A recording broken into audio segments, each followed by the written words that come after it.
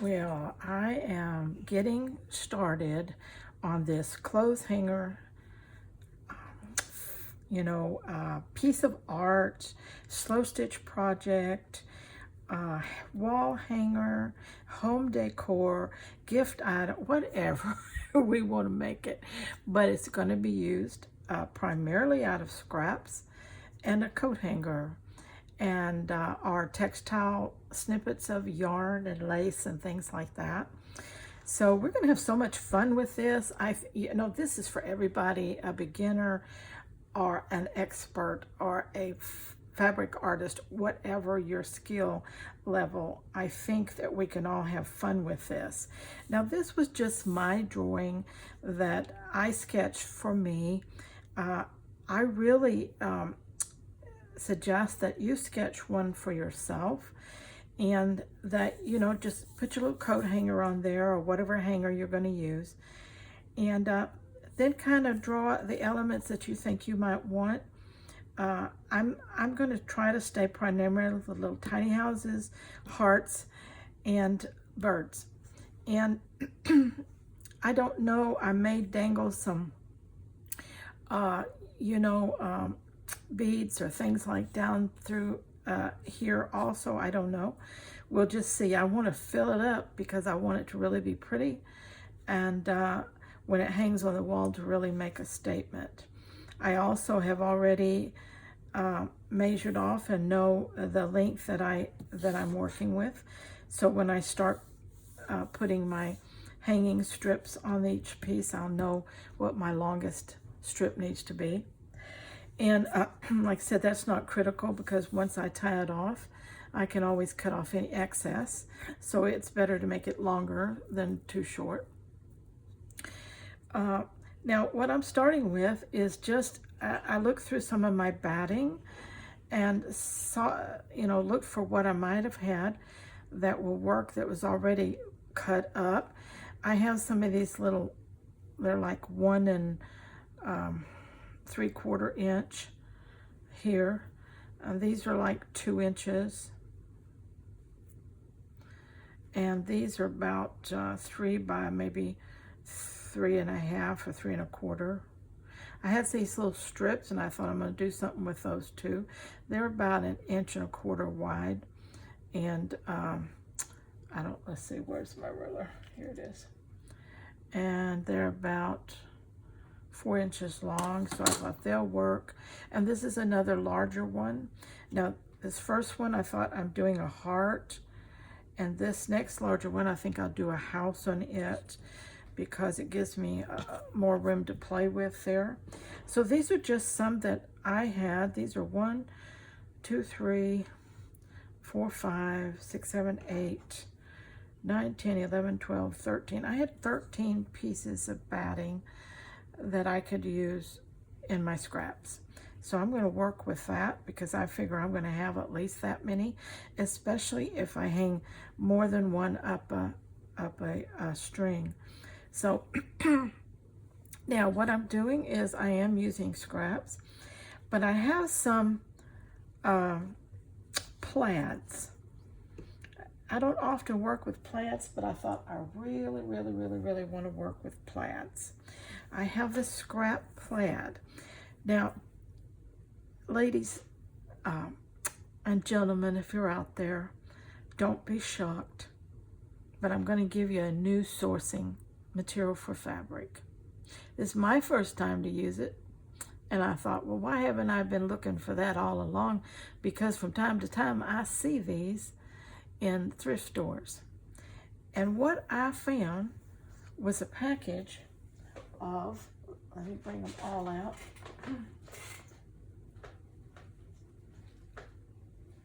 A package of brand new men's boxer shorts, okay? And so I took them out, I wrapped them up in tape, and so they would be easy to keep in my little basket over here. But look, there are 4 plaids right there. And when you cut the elastic off of the top waistband, you have this nice elastic. Now there's multiple things we can do with this. We can just put a button on that and a loop, and we've got those things to wrap around things to keep it together.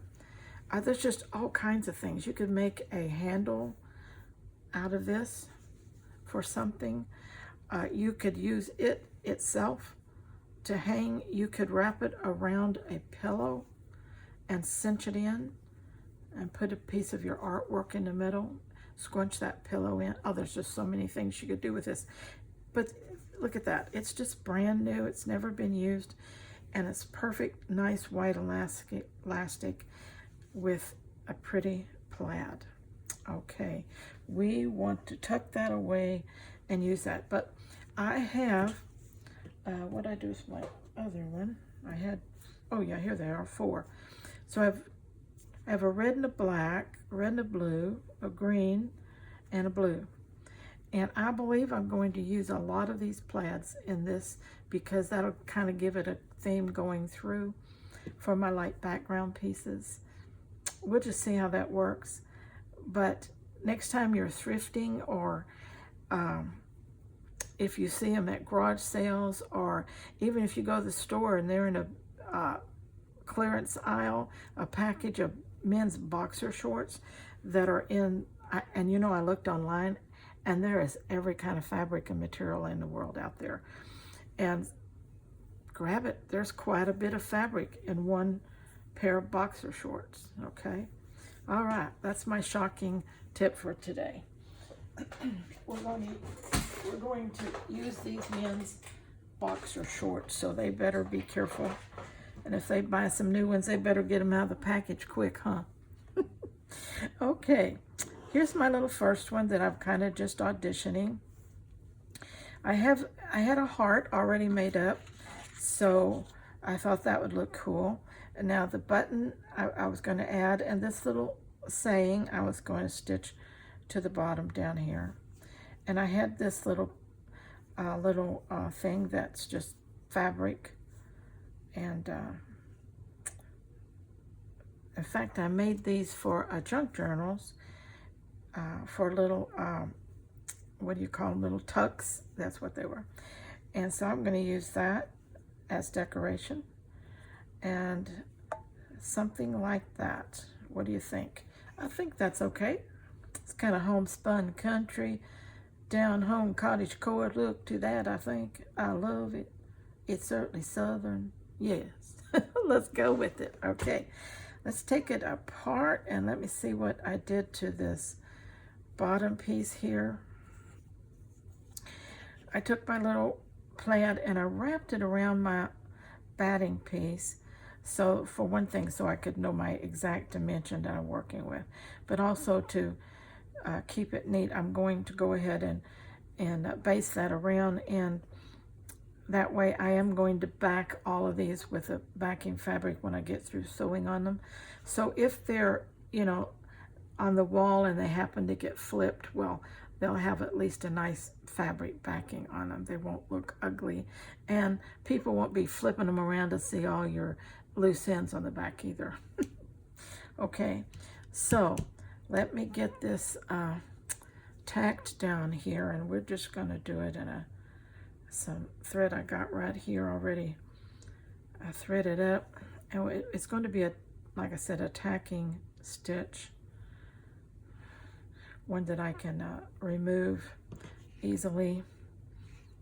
You know, I might do it from the back side. I can see my edges better. So I'll be taking big stitches because I'm just wanting to hold it down. I'm not wanting to do anything decorative with it. Okay.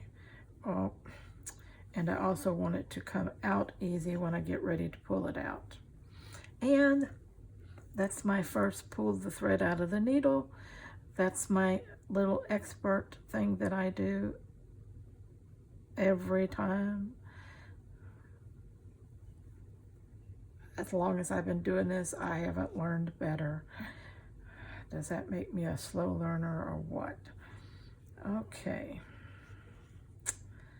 let's go all the way to the end here.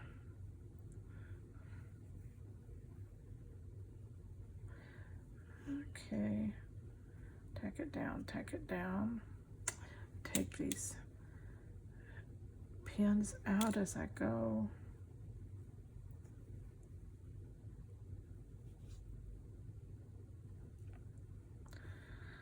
Like I said, make your stitches big so it's easy to get it out, and also should you sew over part of it, it's still easy to snip and pull out the other part. So it's just make them big, make it easy on yourself.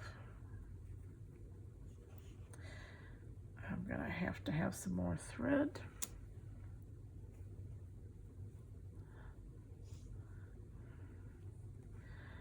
I just happen to have, I'm just gonna run it a little bit down through there just so it won't pull out too easy. And grab me another piece of thread. Let's see, do I have it here? Okay. I have some pink that's already divided into 2 strands. Let's just use it. Good project for using up all your floss that maybe you, if you're like me, I hang it over my light fixture here, all kinds of strands of all colors. Ones that I'm working on, you know, separating 2 strands out and so forth. And so I can just go up there and grab. So it's a good time to use up those scrap threads up there. Yeah. Okay.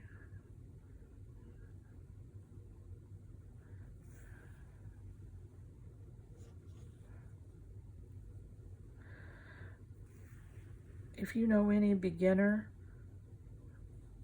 slow stitchers that's just getting into this, this is a great project. Be sure to share it with them. Share it on your social media, with your friends or your stitching groups, whatever. It's just a wonderful project for all skill levels, and we can have so much fun with it. Okay. All right, we're not gonna knot that off. We're just gonna run it down a little bit and get it away from the edge. Okay, like that. Now, okay. I don't usually iron my scraps before I get finished. Usually I will finish my little doodad still when I'm using, and then I press them afterwards, unless I know I'm going to be using things that just cannot iron. But that just saves a lot of times. And sometimes, even though they're a little wrinkled to start with, you don't see it when you get through, so you don't even have to worry about that. Okay, we're going to do this one. What we need now is a needle with a greenish hue to it. So I've got this thread up here that's got 4 strands in it. Let's see if we can get 2 out of there. Sometimes I don't want to give them up, you know. Okay, here we go.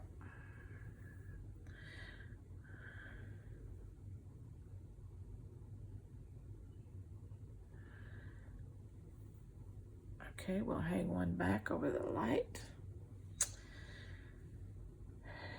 And thread up the other one. What did I do with my needle? There it is.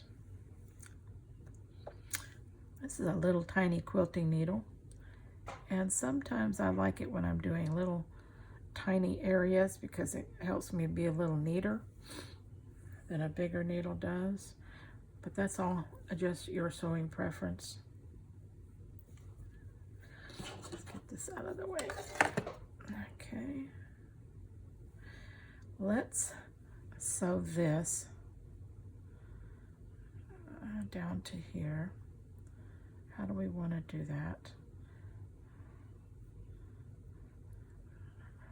Something like that. Now we would be sewing the edges of this, so we're not going to be too worried about catching that corner. this side. We'll just start coming up the side. And we'll just do a little overcast stitch.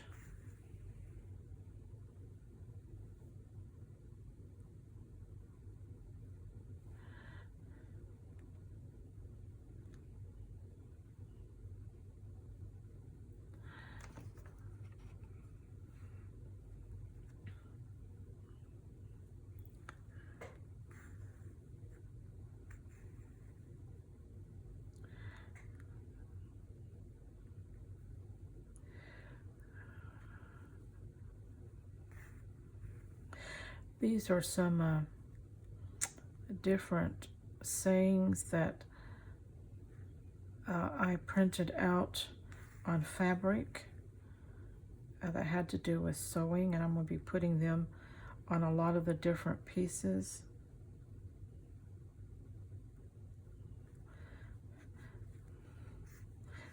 So it'll have a sewing theme as such.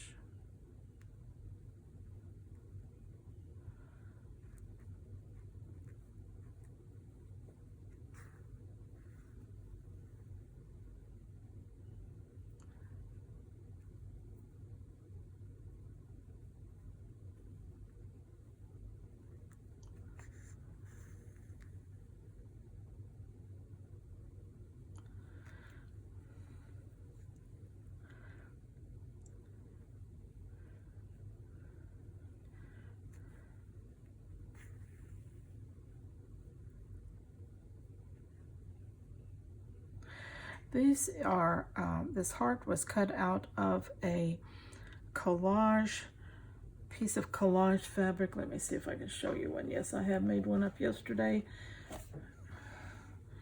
That's in the purple, yellows, and it has gold fibers in it.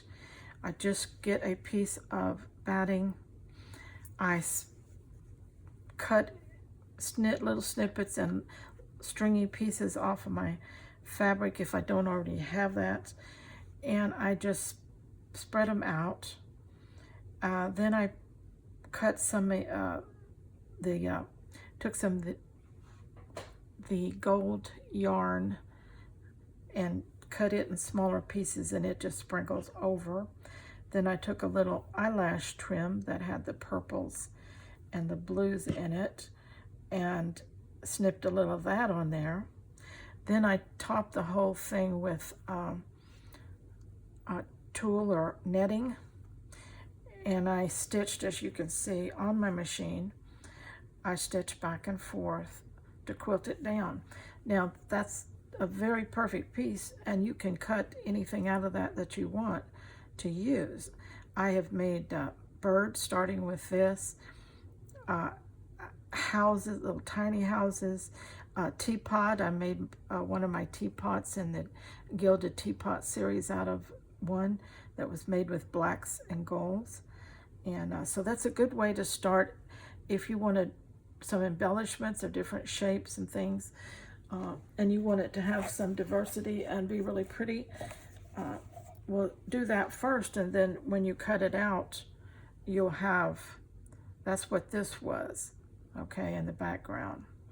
And according to what you put on there before you cover it with your tool and sew it is, you know, what your theme is going to be. This one was kind of jungle-y theme. I had some jungle prints and, you know, the greens and blacks and things, colors that would go with that. And just whatever you want to put on there, really.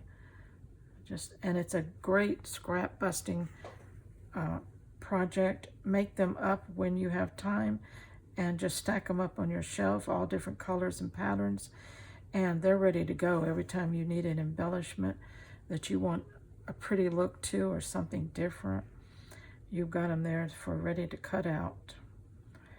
And it doesn't take long, and it's not hard. And you can also use your offcuts of your batting when you've got you know, a decent little size left, but not too big. I don't like to make them too big. And let me see what size this other one was, and I'll give you some idea. Let's see. let's get my little measuring thing out here. This was a 7 by 10, the piece that I had left over on something, and that's about the perfect size to work with, working it in the machine.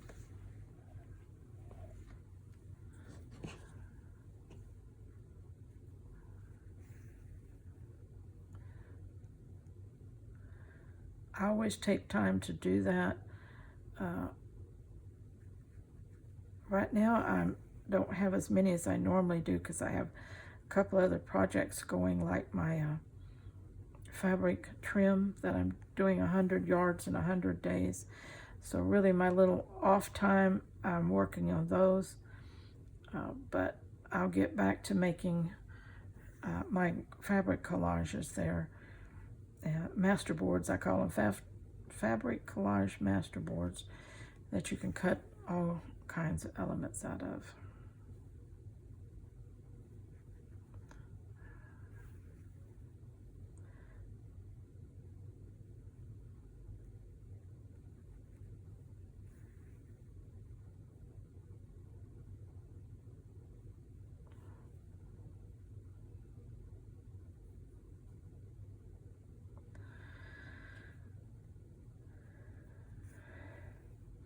Well, it's gotten pretty hot here in Texas, USA, and we had to turn our air conditioning on for the first time this week. And usually when we turn it on, we leave it on for the rest of the summer.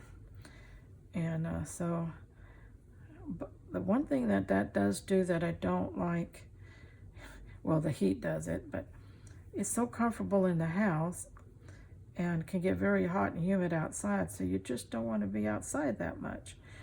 And so you tend to board up in the house. But you know, it's good for my stitching, but bad for my nature love. But since I have my little container garden, I do have to get out, but I wait till the evening times when the sun is down and water that and take care of that, and talk to my little plants and spend some little time doing that. And a lot of times, if it's early in the morning, you know, you can get out. If it's not too bad, my husband and I we like to sit out on the porch in the late evening and just sit and relax and talk and look at the flowers and watch the grass grow. Slow living. Slow living is the icing on the cake. Anytime you have a chance to live slow, enjoy the company of those around you. Just enjoy looking at nature. You know, listening to the sounds of a neighborhood, if you live in a nice neighborhood, and you can hear the children playing and a dog barking every once in a while and somebody cutting their grass and just maybe somebody cooking out. Maybe they got guests over. They got some music playing. It's not too loud. It's just a nice neighborhood.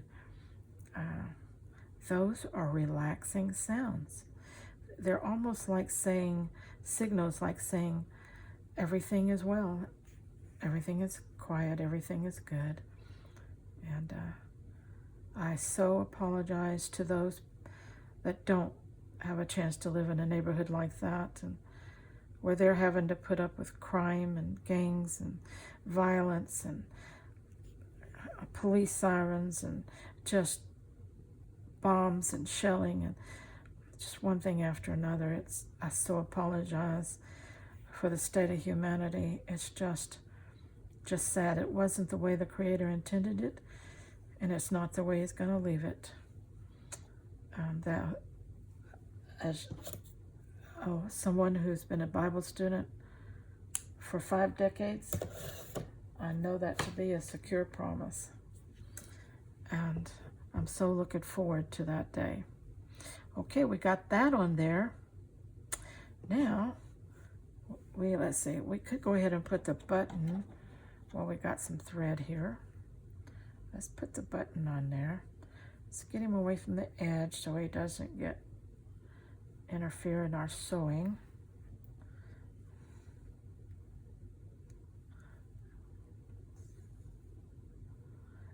I was looking for a button that would coordinate, and I found this little lone green button all by itself, and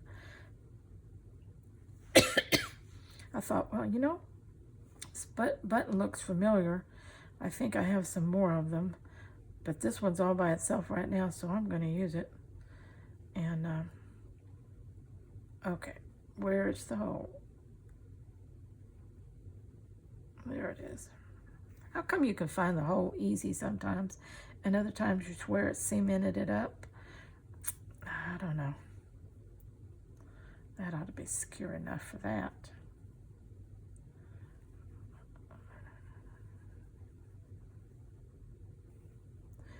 We're just gonna tuck his thread around a couple times, not gonna make a knot. It's gonna get sewed down so that button's not gonna work loose.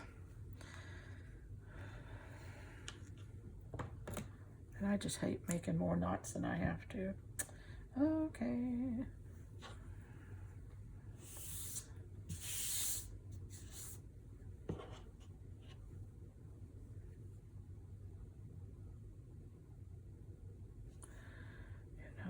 There's that goes there. And we're going to do this here. So what we might do is we might get this sewn down first, and then come back and get this next one. So see if we can just kind of thick, because it's thick backing. Okay. All right, that'll work. No, it's not even. Let's pull it over a little bit.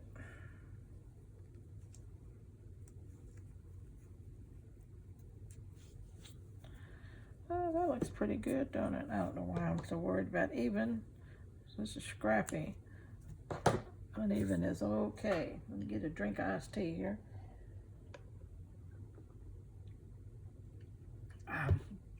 My throat is dry.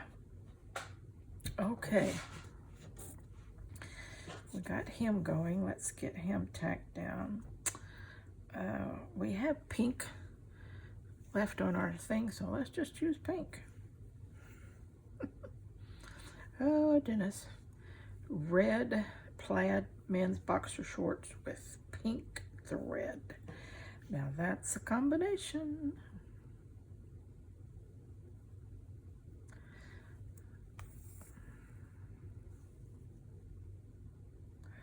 We're going to use some pretty big stitches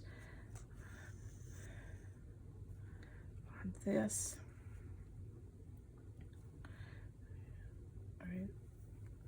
Gotta hold that tight because it turns even on a needle.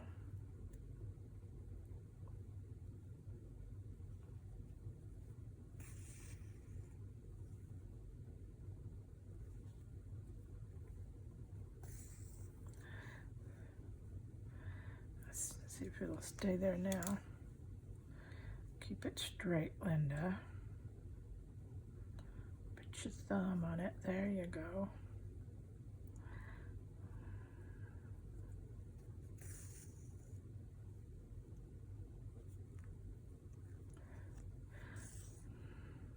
Are you excited about this project?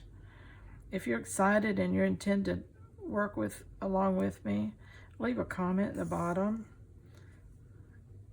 I would love to know that I do have a clothes hanger addict out there like me that's going to use their scraps to create a beautiful piece of decor for their home.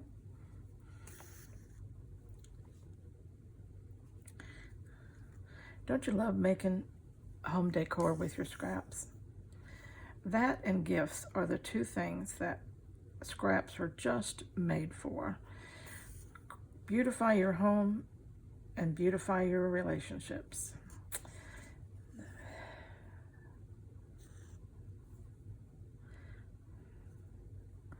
it up there like that. That's looking pretty good. Have you ever noticed that you start out one size and you either get littler or you start out and you either get bigger and you have to adjust all the time? Does anybody else do that besides me?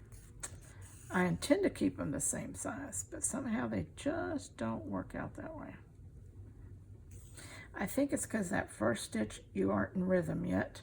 And once you get in rhythm, it seems like you sinked into one size stitch.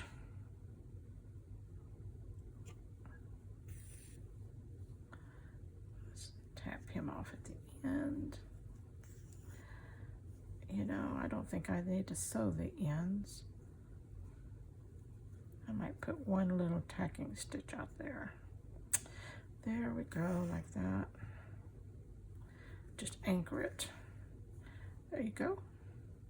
Now, let's come back. I've got a straight edge and a pinked edge.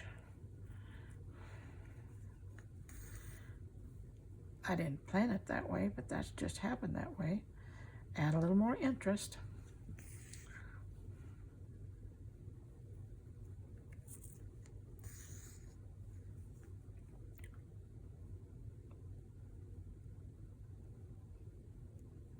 If you're wondering what this is the, you know when you get, let me show you. If you ever get one of those things where you have fabric samples from a drapery store or something like that, and they have a sample, and on the end they'll have this glued to the fabric with the information on it. And I had one of those, and when I cut these off to use the fabric, I thought, I'm going to save this. I don't know what I'm going to do with it.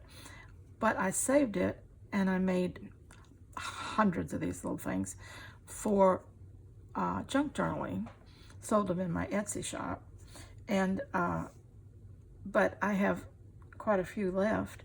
And so I'm not making a lot of journals right now. And I'm going to start incorporating them into my pieces that are home decor and things like that, because it doesn't matter that it's got this paper backing on it. Nobody will ever know that if I don't tell them, big mouth me on YouTube, you know, something like that. But anyway, that's what that is, in case you have some of those and you hadn't found a use for them yet.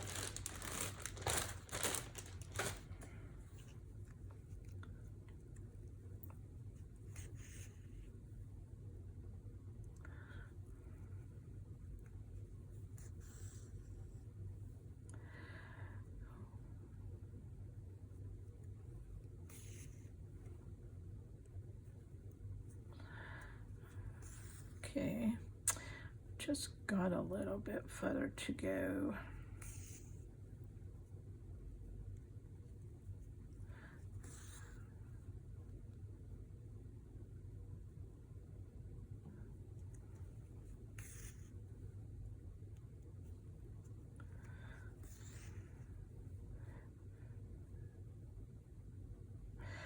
These videos that I'm going to be making for this series, I'm working on this clothes hanger art here.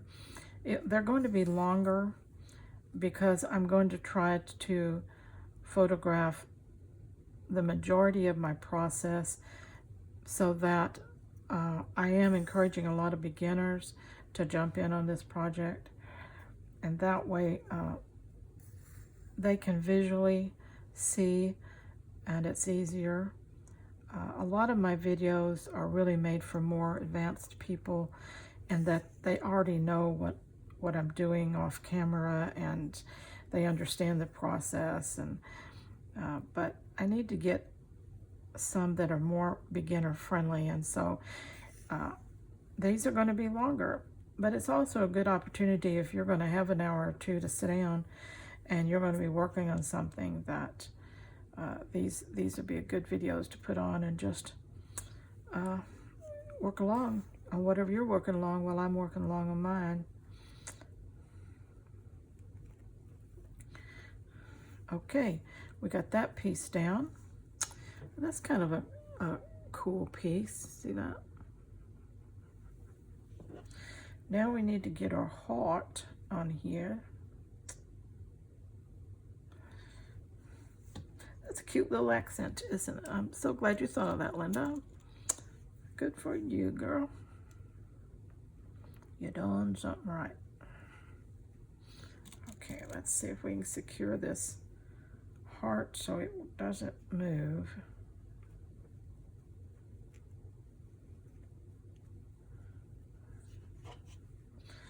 It just barely touches both sides.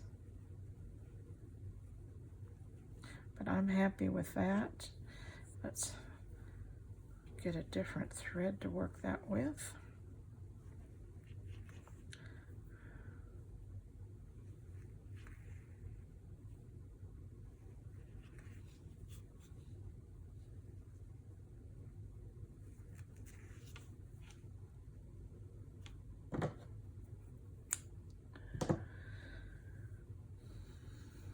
Okay, let's load up another needle. What color do I want to use? What color we have out here? I don't, you know, thinking I have some deep red up here. I think I will use it. If it'll come off the, there it comes.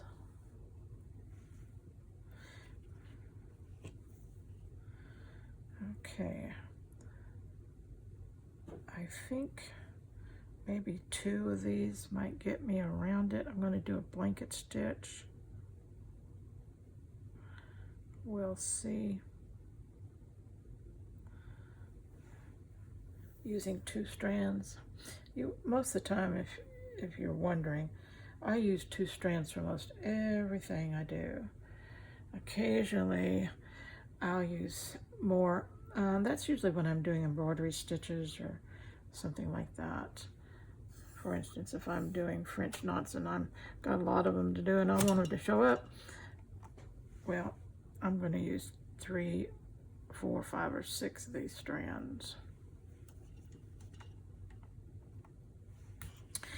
Messing with my light. Okay. Let's start this blanket stitch.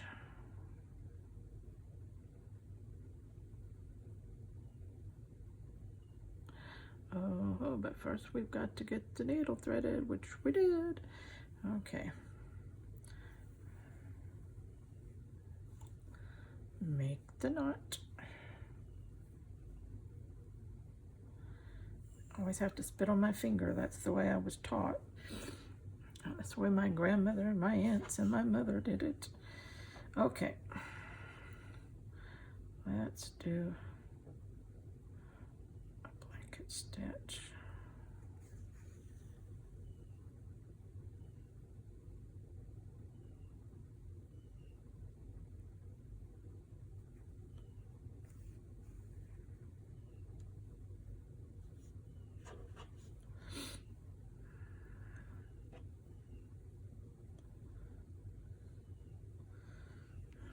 Okay, I think the red's going to be pretty on this.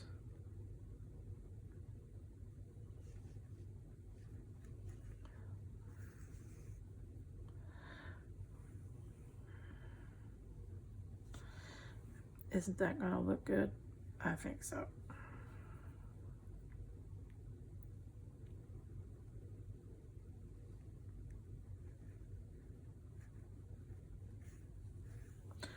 I'm not going to explain every stitch. A blanket stitch is a very basic stitch, and there are 14 zillion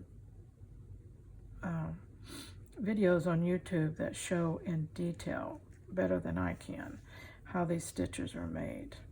So if you can't figure it out by what I'm doing here, grab one of those videos and follow their instructions. But as you can see, it's very simple.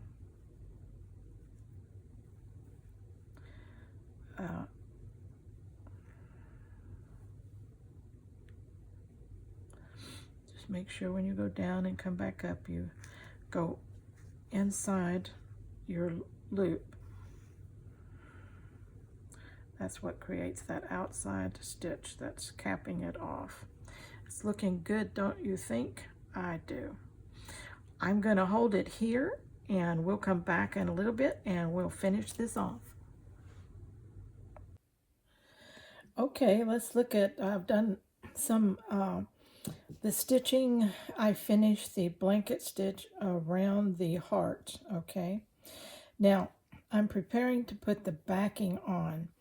And what I did was I cut another piece of the plaid a little bigger all the way around the sides than the front, so that I could turn under a hem and have a clean edge, you might say. No raw frayed edges, all right?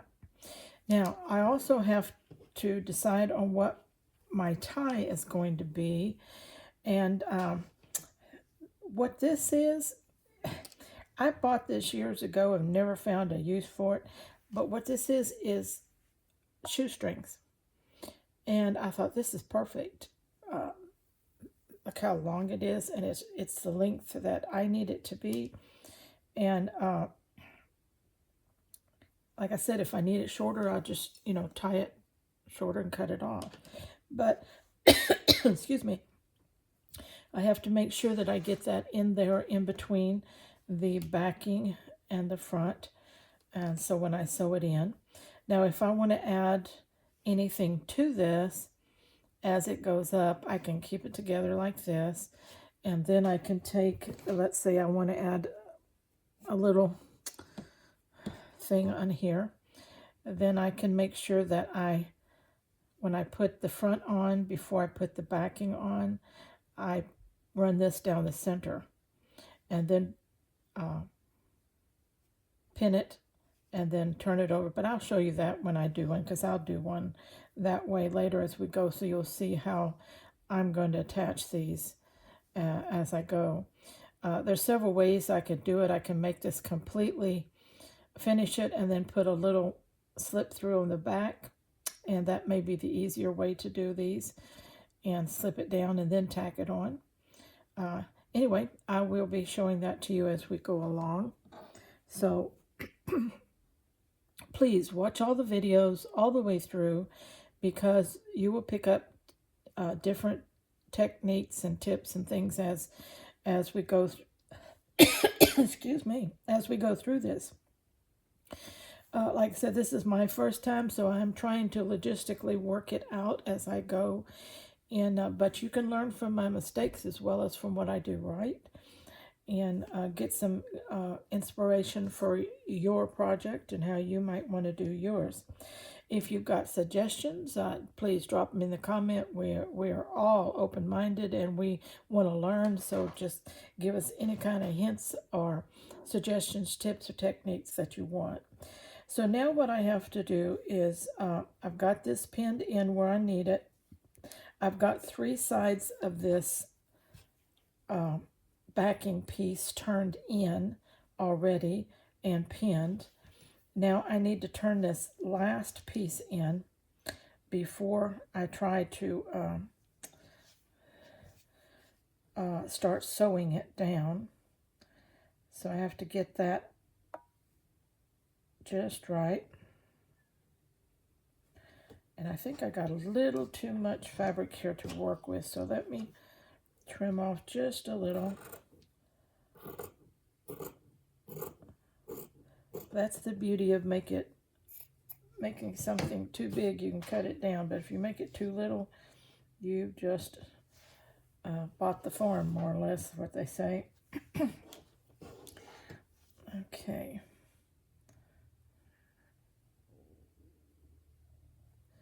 And what I'm just doing here is folding this over and finding my edge out there and then pinning it.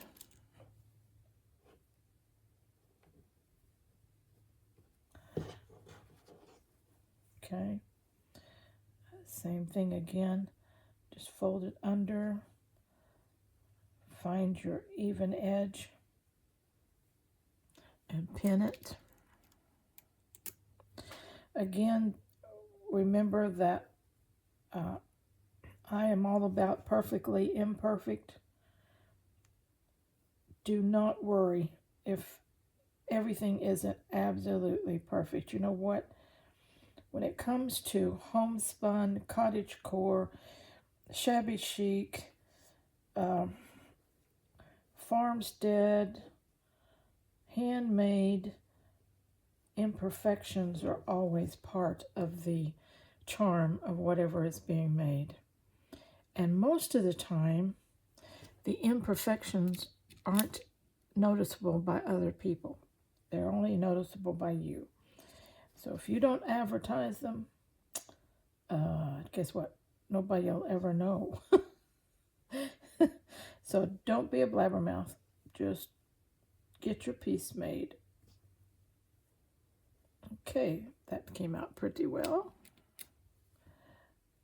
Okay, and if it needs any adjusting as we come around sewing it, we can adjust it. Okay, I've got my needle already in here since I had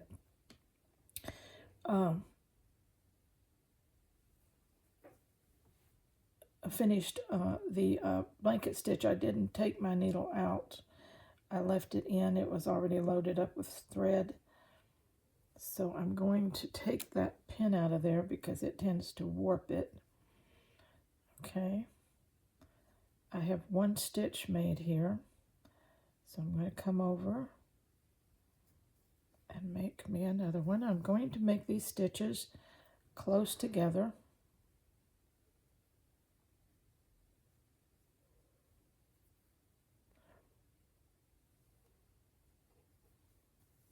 Smaller stitches and close together.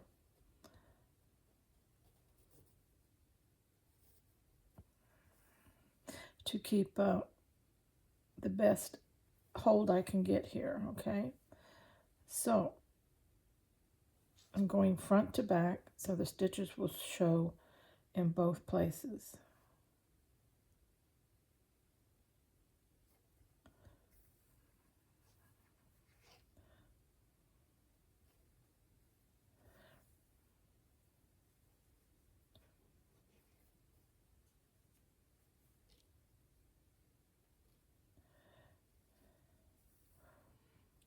I did really tiny around that corner. I'm going to space them out just a little bit more down the edges. And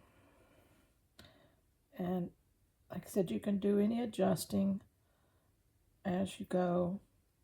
If you need to tuck in or under or tighter your little pieces.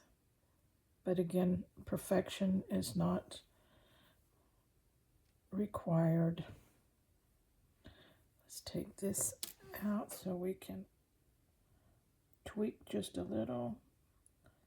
Pull that down just a little. Okay.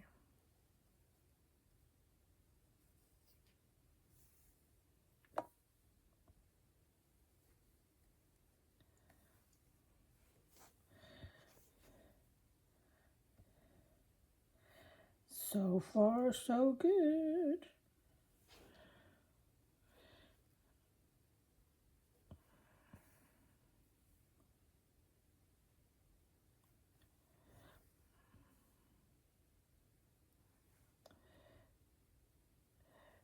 And sometimes, if you tend to get too perfection oriented, you know what I do? I try to sew faster. Because if you sew faster, you can't be so persnickety. A little trick or technique to get you out of that. Oh my gosh, if this is one thread off center, you know this. We don't want to be that way. That's not what this project's all about.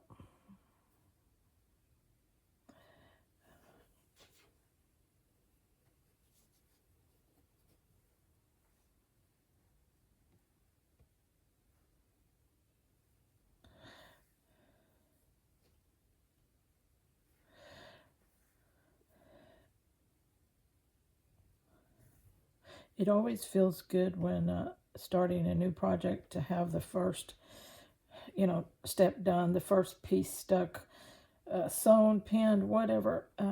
Because once you get something done, then it's easy to continue. But it's hard to start. At least it is for me.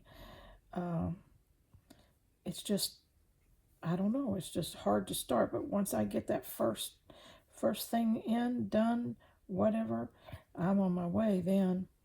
And so I'm really, really going to enjoy this project. Like I said, I've never done one before, so this is new and exciting for me to try this. And I've always wanted to make something similar to this, but I just haven't done it. And so I thought this would be so much fun if I had someone to do it with. So you guys have been chosen, and we're going to do this.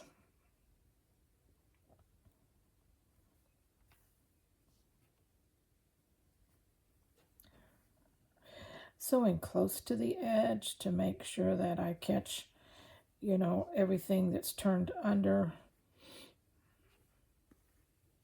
I tried to give myself enough fabric to turn under so I wouldn't have to sweat that, but still, being close to the edge is the best way to be. It gives you a nice tight side seam there.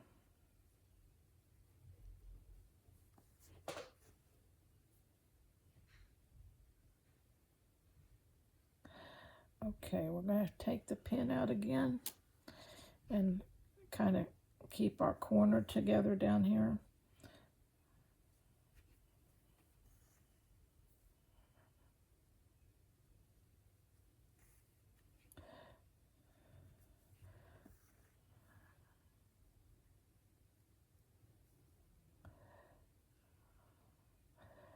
This, when I get it done and get it all pressed down good, I think it's going to be amazing.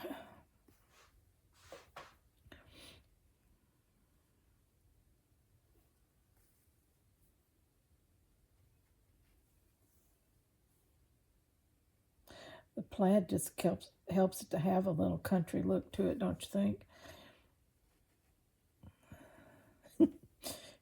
We don't have to tell anybody that it's boxer short plaids, but I already opened my big mouth, so anyway.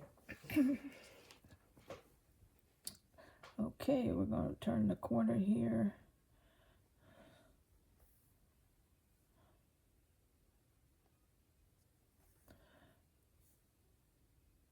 I always like to take a little bit of a double stitch on my corner.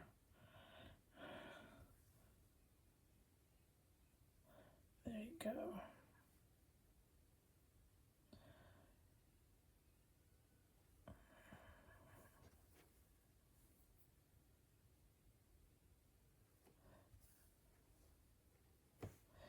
Everything's looking good. Looking good, looking good.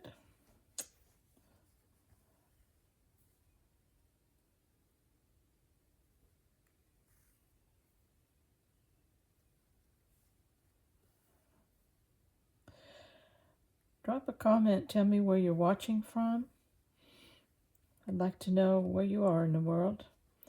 Send out a hello to you and all those close to you, and we're all one big family called humanity. And we're brothers and sisters. It's just a shame that others don't appreciate that. But I do. So send me a shout out. Where you're from, I'd love to know. Tell me a little bit about where you're from. What do you love about where you live? Is it the weather? Is it the scenery? Is it the people? Is it the culture? Is it just home? What is it that you love about where you are in the world? I love where I'm at because it's home. It's where I was born. I was born in Texas, USA. I wasn't born in the little town I live in now, but I was born in the state of Texas. And my father was a military. He was in the Air Force. So we moved around a lot.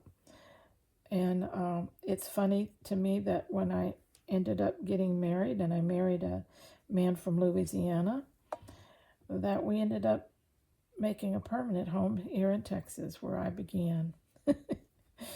But the countryside is rolling hills, lots of pine trees, oak trees, those kind of things. And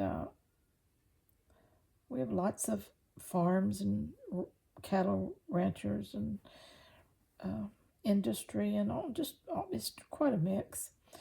I live just 15 minutes away from the Lake of the Pines, which is a big lake, and it's beautiful, and lots of water recreation there, nice picnicking areas, swimming holes, and so forth. The weather is all over the place. We don't have severe winters, but we can have severe winter weather for short periods, like hard freezes, snowfalls, things like that. We do have some volatile weather in the spring and summer, thunderstorms and tornado type weather.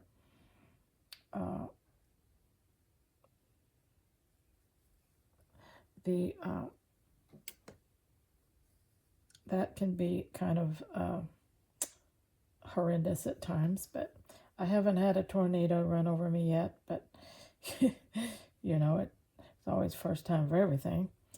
And but thunderstorms with the loud thunder and all that kind of stuff, it scared me to death when I was little, but now it doesn't, and that. But most of the time it's pretty nice. The spring and fall is beautiful, perfect temperatures and weather. Summer gets really hot in July, August, September, and then starts cooling down after that. But and like I said, the winters are all over the place. It can be 75 one day and 25 the next. So one thing about the weather around here is you don't get bored because it changes quite often.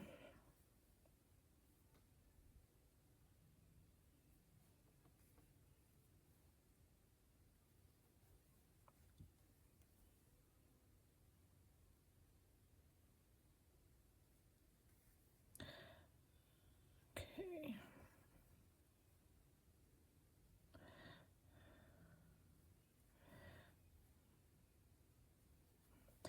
I'm going to have to tie off this because I need to get another piece before I get down to that last bit, and then I can't do it.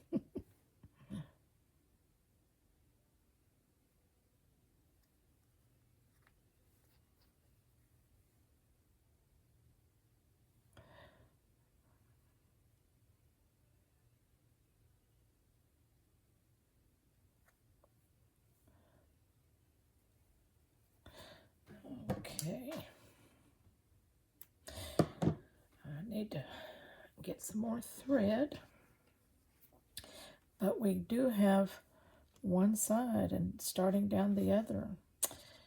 I'm loving it. It's looking so cute and homemade.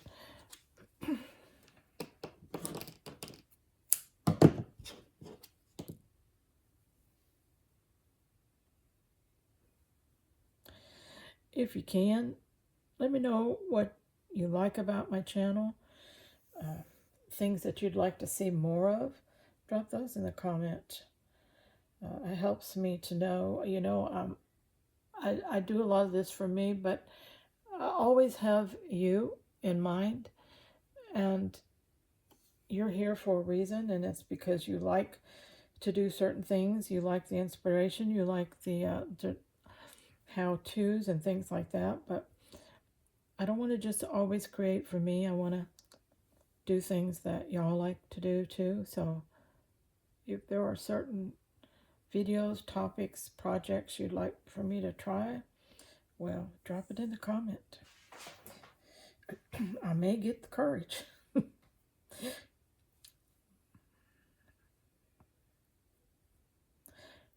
And while I'm on that subject, I want to thank all of you that do comment, and it's just, you don't know how much that means to me. You just don't know how much encouragement I take from the fact that you take the time to comment. And I love answering those comments. And I will always, as long as I can, answer every comment. Right now, that isn't impossible for me because, I'm not a very big channel. I don't have that many subscribers, so it's possible for me, and as long as it's possible, I will continue to do that.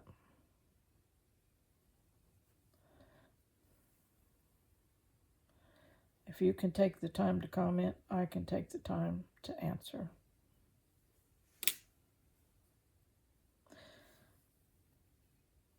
Now, and I fully understand why large channels, when they're getting hundreds of comments, why they can't answer all those comments. And some will even turn commenting off because they just can't handle it. And but that's understandable. When you get to a certain size, it's impossible. And but never fear, I'm not there yet. And don't suppose that I ever will be. I'm just a granny doing what I do the best I can, and hoping to share my love of textiles and sewing and working with scraps with as many of you that are interested. But I'll never be a millionaire on YouTube.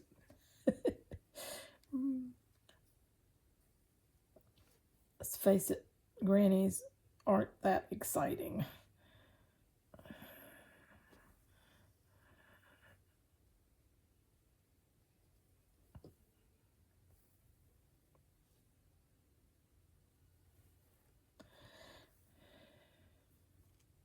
This cotton fabric that these boxer shorts are made out of is very nice, very easy to sew through. Just very nice. Substantial weight, but not too heavy. Nice thread count, but not so thick that it's hard, it's dense. It's just nice to sew through. It's nice fabric. And what was the brand on these? I think it was Hanes, wasn't it? Let's see.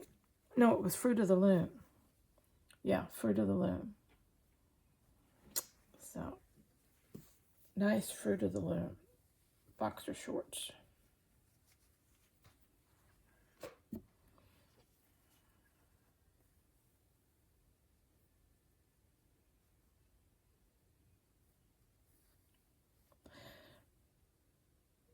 It's not something I'd go out and purchase at full price just to get the plaid, but like I said, I have seen them plenty of times in garage sales and thrift stores, new in the package.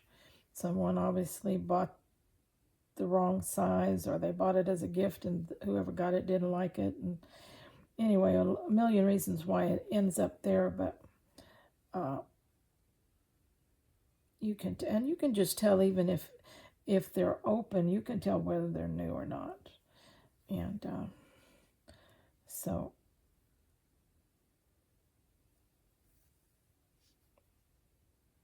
I considered another scrap.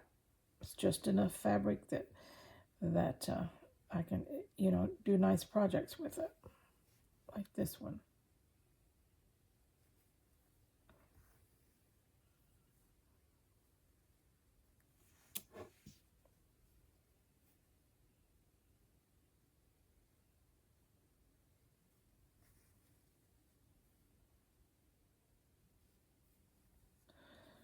you know what?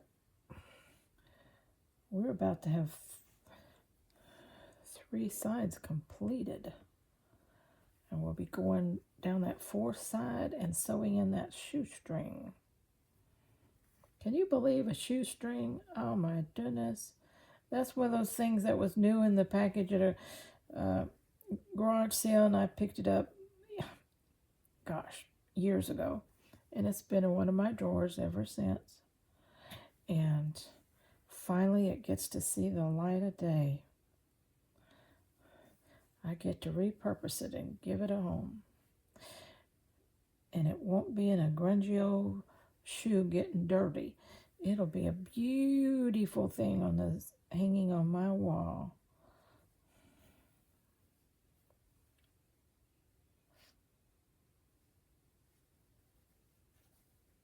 Oh, well, you know, it has to happen. If I don't do this regularly, you'll know there's something wrong with me. Okay, put it back in and go again.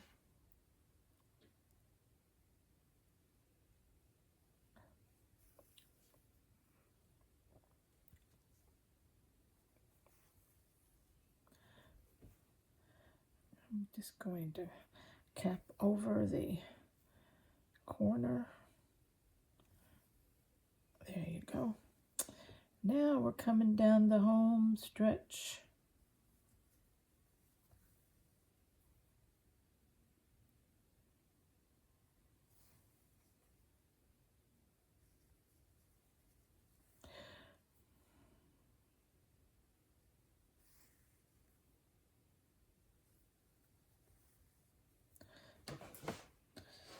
Let's take this one out. We've got the one that's holding the shoestring in still there.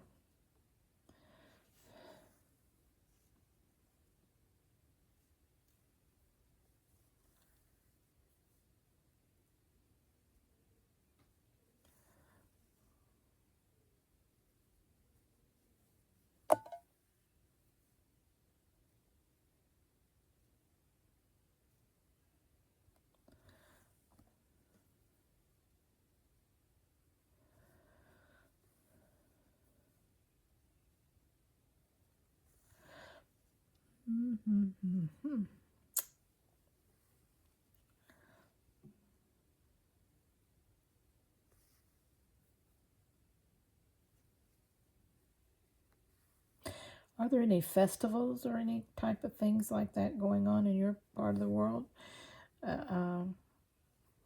this summer around you, close to you? Yeah.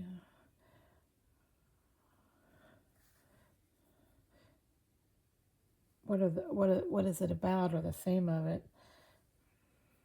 And do you go, and what do you like to do there best?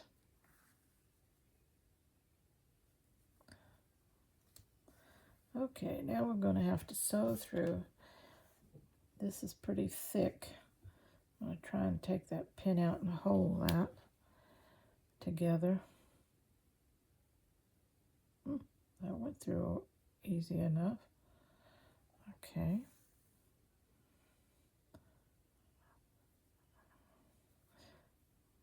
I'm going to double stitch in place each of these stitches across here because it's holding that heavy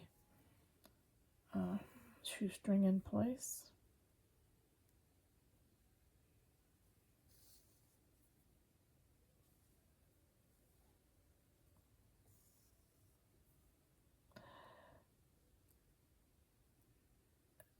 It's like putting on a button, you know, it's just, you just don't know what kind of pressure is going to be on that. So you want to sew it in securely. So it would normally take about 3 stitches to get across here, but I'm going to put 4 and double each of those. That'd be 8 stitches across this.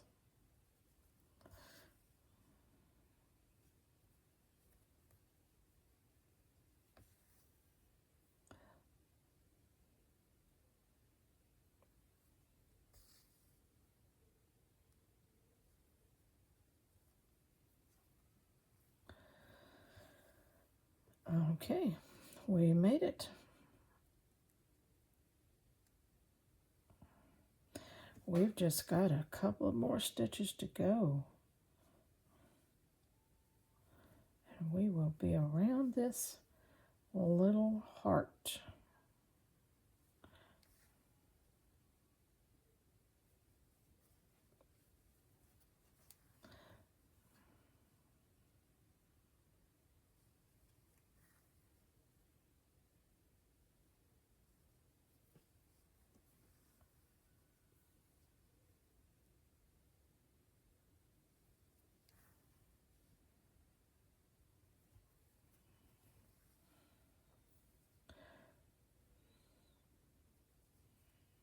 Dum dum dum dum.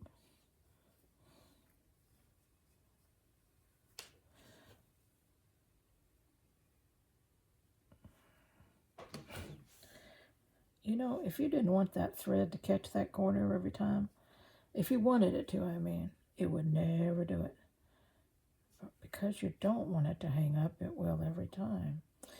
We made it around, people. Look at that.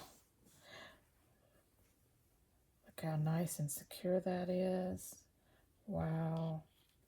Looking good, looking good.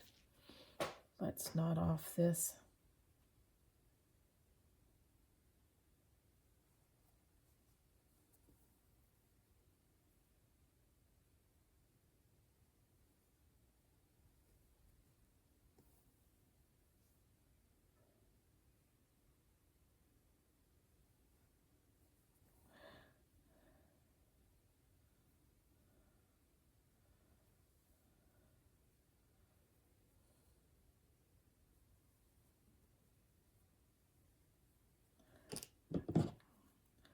Pull that tight, and it usually buries down in the little seam. Okay. What do you think? What do you think? Isn't that cute?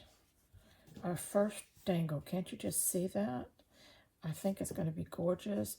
If it happens to flip, it'll have a completely covered backside with no threads showing or anything.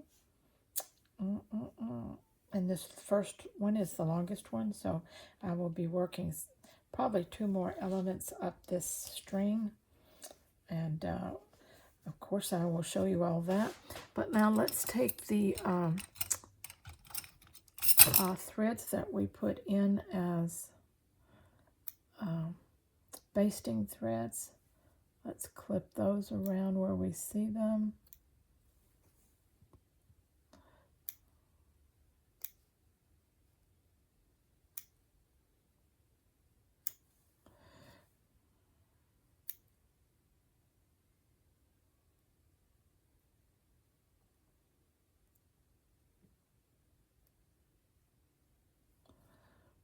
I think, let's see if we can get our little tweezers out here and pull these things. Well, you know what? Some of them we might have sewn in. So, if that is the case, we will just simply pull it tight and snip it, and it'll bury up in the fabric. Pull it tight and snip it, and you will never see it. Okay, here's one over here.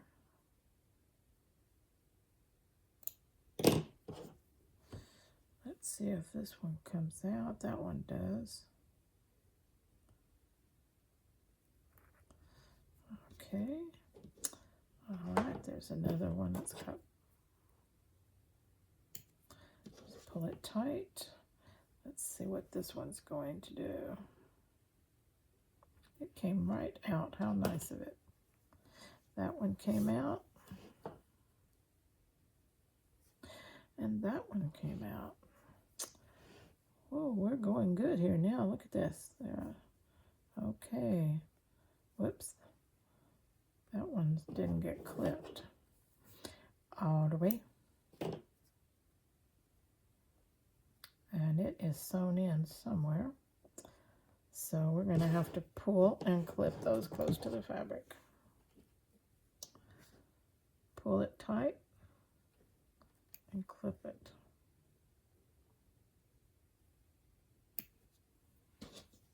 Okay. Pull it tight and clip it. Whoops.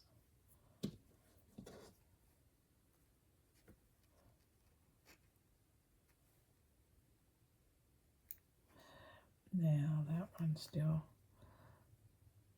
okay. All right. Okay, got those out. That one's out. That one's out. Clip it. Get all our little clippy threads out of the way. Give it a good look. Make sure we got all our threads out.